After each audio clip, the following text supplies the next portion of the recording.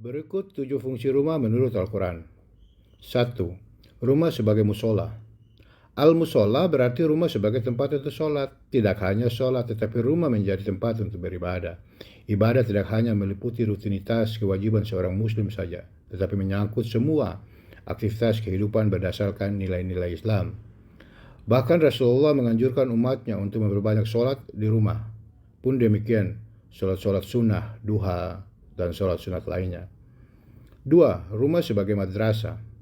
Madrasah berarti tempat untuk mendidik. Setelah mendidik keluarga dan beribadah, maka rumah adalah al-madrasah. Tidak berlebihan jika disampaikan ibu adalah madrasah pertama bagi anak-anak.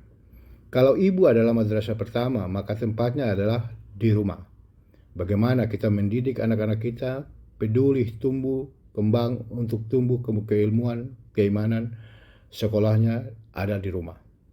Orang tua yang berhasil mendidik anak di rumah, maka dia akan mendapatkan pahala jariah yang terus mengalir. Pahala jariah menjadi syafaat di hari kiamat.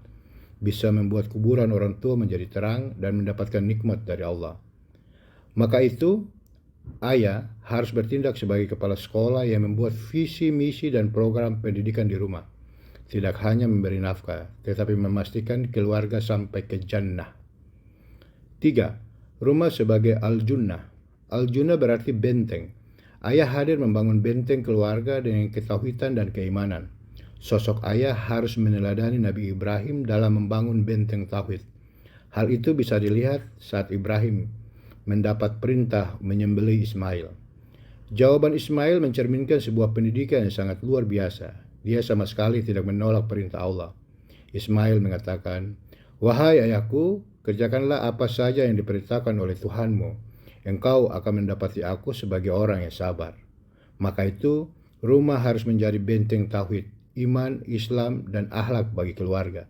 Benteng keluarga ini bisa terbangun jika sudah dimulai dari rumah sebagai musola dan madrasah. Rumah menjadi benteng pertahanan, bertanggung jawab ibu dan ayah tentang keimanan mereka, yang mengajarin, yang bikin kurikulum, tauhid, dan seterusnya. 4. Rumah sebagai al-maskanah.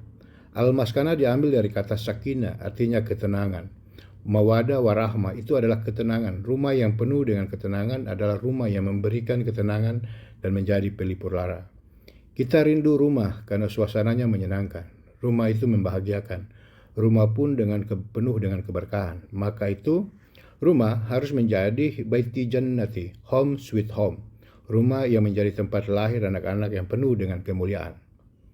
5. Rumah sebagai al-maulud.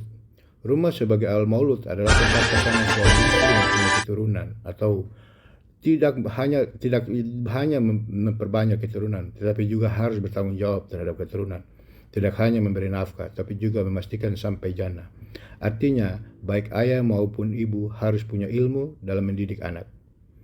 6. Rumah sebagai al-markas. Markas berarti rumah dalam mempersiapkan keturunan atau generasi penerus atau generasi dakwah. Rumah merupakan tempat orang tua mendidik anak-anak. Apapun profesinya, tetap Quran sebagai tujuan utamanya. Maka markasnya di rumah. Rumah adalah markas mempersiapkan generasi berdakwah di jalan Allah. Bahagia sekali orang tua itu, pahala akan terus mengalir.